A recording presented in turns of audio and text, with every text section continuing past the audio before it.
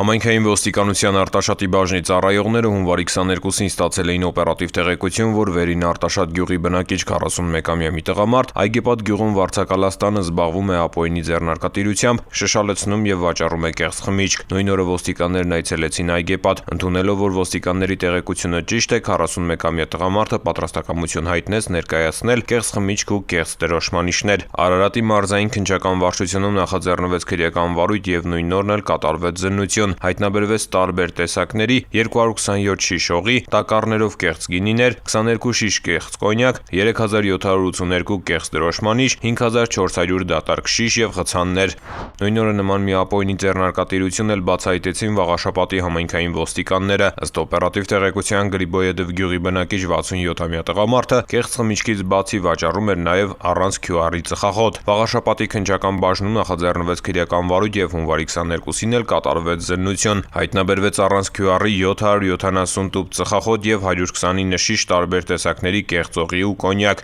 Նման մի օպերատիվ տեղեկություն էլ Վաղաշապատի համայնքային ոստիկանները ստացան հունվարի 22-ին։ Ըստ տվյալի Էջմիածնի Տիգրան Մեծի փողոցի բնակիչ 39-ամյա տղամարդն էր զբաղվում ապօրինի ձեռնարկատիրությամբ, պատրաստում եւ իրացնում էր կեղծ խմիչք։ Նույն օրը ոստիկաններն այցելեցին տղամարդուն։ Նա ընդունեց, որ նկուղում ունի կեղծ խմիչքներ, որոնք պատրաստ է ներկայացնել։ Նախաձեռնված քրեական վարույթի շրջանակում կատարված զննությամբ հայտնաբերվել է 22 շիշ կեղծ օղի եւ մեծ քանակի դատարկ շշեր։ 3 դեպքով էլ նախաքննությամբ հանգամանքները պարզվում են։